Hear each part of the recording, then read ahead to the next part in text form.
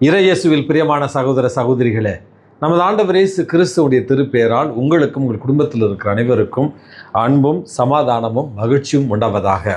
அன்புமிக்கவர்களே, ஜூலை மாதம் 28ஆம் தேதி தாயாம் திரு அவை நம்முடைய இந்திய நாட்டினுடைய முதல் புனிதையாக கருதப்படுகிற புனித அல்ஃபோன்சா அம்மா அவர்களுடைய நினைவு நாளைத்தான் கொண்டாடுகிறது. இந்திய நாட்டிற்கு இது விழாவாக கூட நம்ம கொண்டாடலாம்.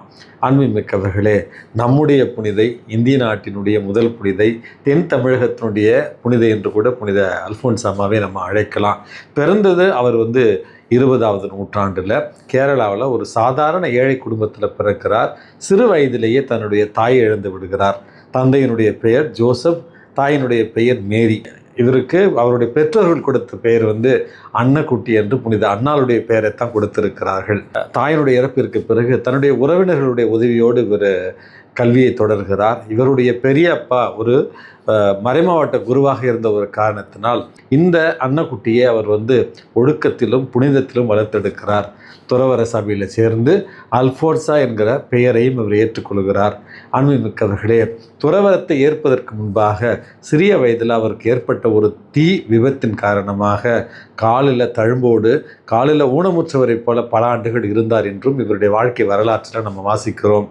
துறவரத்தை பூண்ட பிறகு இவருக்கு நிமோனியா காய்ச்சல் ஏற்பட்டதாகவும், அதற்கு பிறகு அடிக்கடி நோய்வாய்ப்பட்டவராகவும், அடுத்தது டிமென்ஷியா என்று சொல்லப்படுகிற ஞாபக மறதி நோயினுடைய ஒரு காரணமாகவும் மிகவும் வேதனையுற்றார்.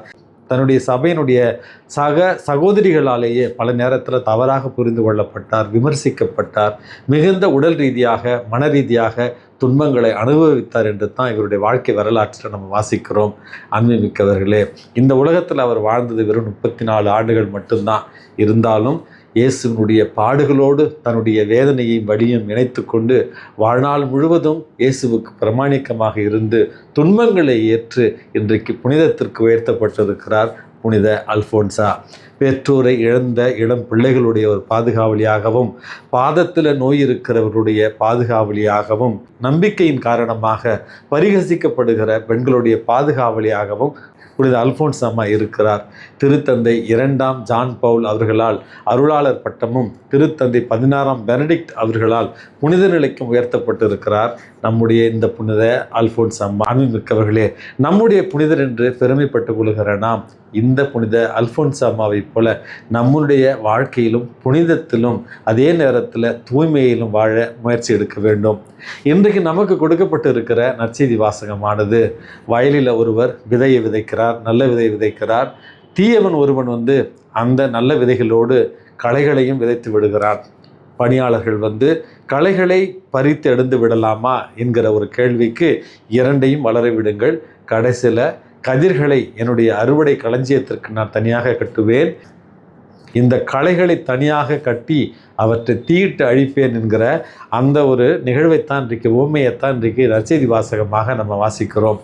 அன்புமிக்கவர்களே, புனித அல்ஃபோன்சா அம்மாவுடைய வாழ்வு இந்த உவமையோடு பொருந்தி போகிறது. அவருடைய வாழ்க்கையில் இந்த வயலில் விளைந்த களைகளைப் போல எண்ணற்ற சிக்கல்கள், எவ்வளவோ சோதனைகள், வலி, இதையெல்லாம் தாங்கி கொண்டு கடவுளுக்கு பிரமாணிக்கமாக இருந்து தன்னுடைய ஓட்டத்தை நன்றாக முடித்து கொண்டு கடவுளுடைய பார்வையில் 100 மடங்காக தன்னுடைய விசுவாச வாழ்க்கையால் விளைச்சலை கொடுத்தவள் தான் இந்த புனித அல்ஃபோன்சா அம்மா.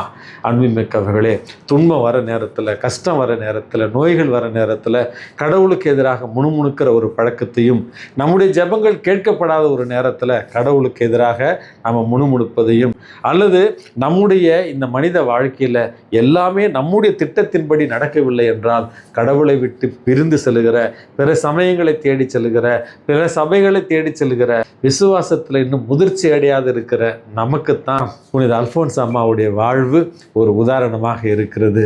ஆகவே அன்புமிக்கவர்களே, இந்த புனிதனுடைய பரிந்துரையால் நாமும் தீமை நிறைந்த இந்த உலகத்தில், சவால்கள் நிறைந்த இந்த உலகத்தில் விசுவாசத்தில் உறுதி கொண்டவர்களாய், துன்பங்களை ஏற்று அன்றாட சிலுவைகளை சுமந்து இயேசுவினுடைய உண்மை சீடர்களாய் வாழ்ந்திட இறைவன் உங்களையும் என்னையும் தூண்டுவாராக. எல்லாம் வல்ல இறைவன், தந்தை, மகன், தூய ஆவி உங்களையும் உங்கள் குடும்பத்தில் இருக்கிற அனைவரையும் நிறைவாக ஆசீர்வதித்து பாதுகாத்து வழி நடத்துவாராக. ஆமேன்.